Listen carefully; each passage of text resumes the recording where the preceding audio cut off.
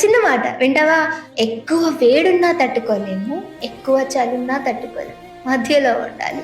అలాగే ఎక్కువ ప్రేమ ఉన్నా తట్టుకోలేరు, అసలు ప్రేమించకపోయినా తట్టుకోలేరు అని చెప్పి నీతో ఎవరైనా అంటుంటే నేను ఒక మాట చెప్పనా?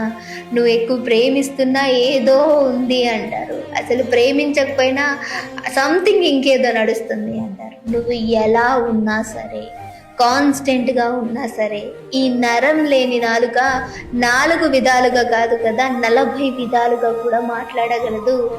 ప్రాణం ఉన్న మనిషిని ప్రాణం తీసే విధంగా కూడా మాట గాయపరచగలదు. నువ్వు ఎలా ఉన్నా సరే నిన్ను గుచ్చే మనుషులు ఉన్నారు కాబట్టి నువ్వు మాట్లాడేటప్పుడు జాగ్రత్త. ఆ మాట ఎదుటి వ్యక్తి నుంచి నువ్వు ఎలా తీసుకోలేకపోతున్నావు, నువ్వు అదే మాట నీ ఎదుటి వ్యక్తిని అంటే ఎంత గాయమవుతుంది అనేది నీకు అర్థమైన రోజు పక్కన వ్యక్తిని బాధ పెట్టకుండా మాట్లాడగలవు. నీకు అర్థమవుతుంది కదా నేను ఏం చెప్తున్నాను అనేది. ఏ విధంగా ఉన్నా సరే నలుగురు 4 విధాలుగా మాట్లాడుకుంటుంటే నీకు నచ్చింది చెయ్యి. అలా అని చెప్పి పక్కన వాళ్ళని ఇబ్బంది పెట్టే విధంగా, వాళ్ళు గాయపడే విధంగా ఉండదు.